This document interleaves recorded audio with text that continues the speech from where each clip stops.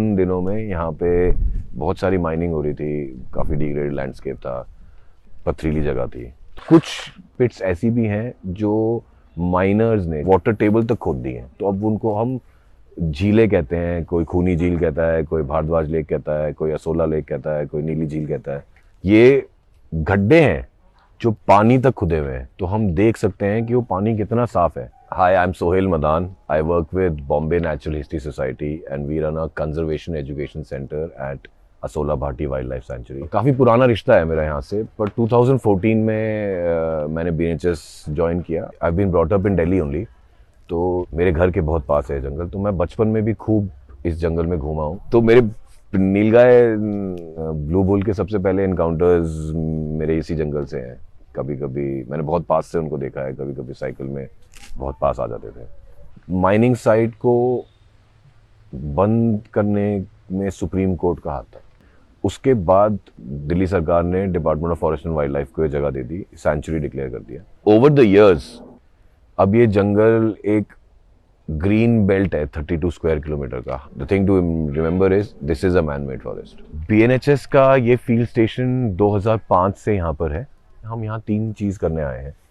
इस जगह को मॉनिटर करते हैं, यहाँ पे जो रेस्टोरेशन काम हो सकता है वो डिपार्टमेंट के साथ मिलके करते हैं, और हम विजिटर इंटरफेस है। हम ये सोचते हैं कि अगर वो असोला भाटी जैसे जंगल में आते हैं, वो जंगल में सिर्फ टूरिज्म या सिर्फ पर्यटक बन के ना जाएं, बल्कि एक नेचुरलिस्ट या कंजर्वेशनिस्ट बन के जा सकें। पहले हमने यहाँ पे विजिटर फुटफॉल बढ़ाने के लिए एक बटरफ्लाई पार्क प्रपोज किया था। जब हम ये पार्क बनाने लगे तो हमें ये समझ आया कि ज़्यादातर मार्केट में, नर्सरियों में ऑर्नामेंटल एक्सोटिक प्लांट्स ज़्यादा बिकते हैं और नेटिव पौधे बहुत ही मुश्किल है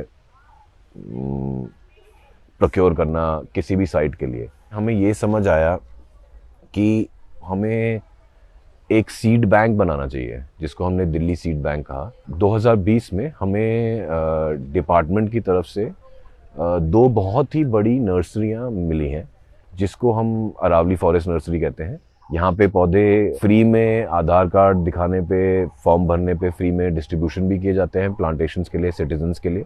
प्रदीप किशन ये कहते हैं कि अगर मैं पोलर बेयर को ले आऊँगा दिल्ली ज़ू में, तो मुझे उसको रेफ्रिजरेटर तो देना ही पड़ेगा। तो अगर मैं किसी पौधे को बाहर से ले आऊँगा, पहले तो मुझे उसको ऐसी जगह देनी पड़ेगी वो चल सके। तो अगर गार्डन बनाएंगे तो हाँ, मैं रोज़ पानी दे सकता हूँ, खाद डाल सकता हूँ, पर अगर मैं जंगल बना रहा हूँ तो वो हम उनको फॉरएवर पानी नहीं दे सकते। हमें थोड़े साल तक मेंटेन करके उसको अपने हाल पे छोड़ना होता है। अगर हम स्थानीय पौधे लगाएंगे तो हम इस वाइल्ड लाइफ को भी पनपने का मौका देते हैं। अगर हम बेर के पौधे लगाएंगे तो हमारे बंदर शहरों में नहीं जाएंगे, जंगलों में रहेंगे। आप मानेंगे नहीं, एक यहाँ का एक पेड़ है गूगल, जो काफ़ी मात्रा में यहाँ होता था, उससे धूप बनती है। अब वो ऑलमोस्ट 90% इरेडिकेट हो गया है इंडिया से। यहाँ आप नर्सरी में देखेंगे बेल पत्तर एक पेड़ है जिसका शिव की पूजा में इस्तेमाल होता है और बहुत अच्छा फल देता है, पर दिल्ली में मिलेंगे नहीं, अब नियर थ्रेटेंड हो गया है। ये हमें सोचना पड़ेगा कि हम कैसे जुड़े हुए हैं इस नेचर में, और उसी हिसाब से स्टेप्स लेने होंगे। प्रोसोफिस जूलीफ्लोरा विलायती कीकर एक पेड़ है जो इन्वेसिव पेड़ है, वो हर जगह फैल चुका है, तो वो और पौधों को पनपने नहीं देता। तो एक ये खतरा इस जंगल को बहुत बड़ा है। इसके साथ साथ एक झाड़ होता है लैंटेना, वो भी बड़ी मात्रा में फैल रहा है, तो उसका मैनेजमेंट भी बहुत इंपॉर्टेंट है।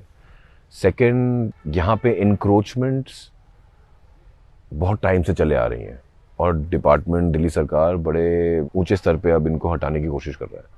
इसके साथ साथ जंगल में कुछ कुछ इलाके हैं जो शहर में कॉलोनियों के पास हैं, वहाँ पे ट्रेसपासिंग, गार्बेज डंपिंग काफ़ी लेवल पे हो रहा है। हाल ही में एक SDMC से प्रपोजल आया है कि यहाँ पे वेस्ट डंपिंग साइट बनाई जाए। जो पहले माइनिंग पिट्स थे, जहाँ पे अब पॉक्यूपाइंस ब्रीड कर रहे हैं, लेपर्ड्स ब्रीड कर रहे हैं, इंडियन ईगल आउल्स ब्रीड कर रहे हैं, जंगल ने वापस टेक ओवर किया है, उन माइनिंग साइट्स को हरा भरा बना दिया है। वहाँ पे अब प्रपोजल आया है कि उन गड्ढों में, उन माइनिंग पिट्स में, बड़े बड़े पिट्स हैं, उनमें फिर से हम शहर का जो कूड़ा है वो लाके यहाँ डालें।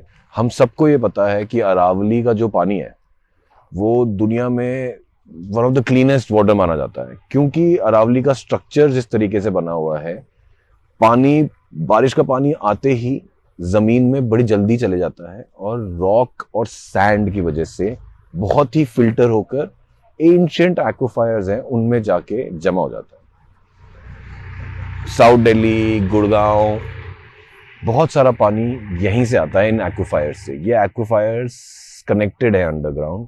आप हमारी सेंचुरी में भी अगर आए तो आप ये देख सकते हैं कि कुछ कुछ माइनिंग पिट्स इतने वाटर टेबल तक खोद दिए गए हैं कि वहां पे अब लेक आ गए हैं। लोग उनको नीली झील, खूनी झील, भारद्वाज लेक, असोला लेक, बहुत सारे नाम से बुलाते हैं, पर एक्चुअली वो लेक नहीं है, वो माइनिंग के गड्ढे हैं जो वाटर टेबल तक खोद दिए गए हैं।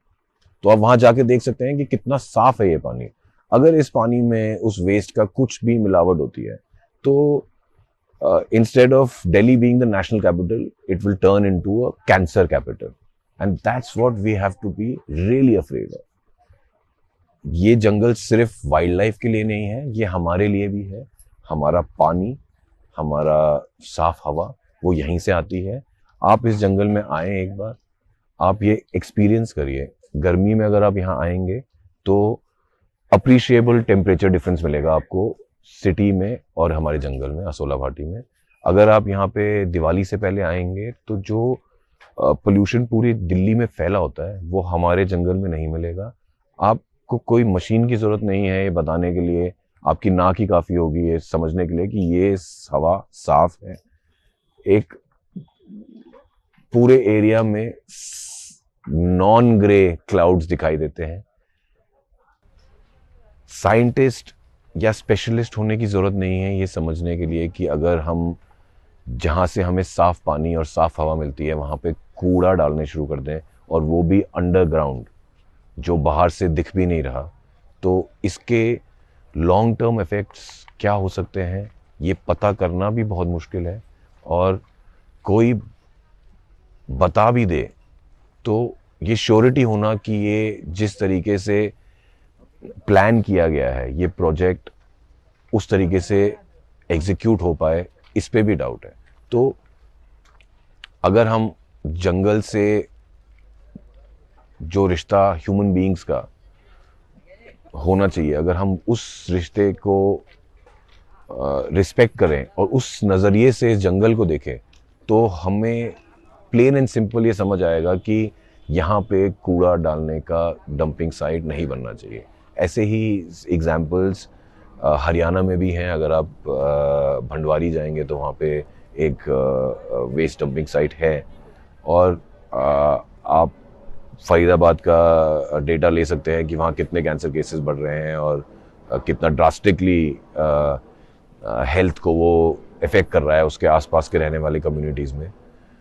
तो ये सिचुएशन हमारे सामने है और हम फिर भी इस तरफ कदम उठाने की सोच रहे हैं, इज़ वेरी डेंजरस। तो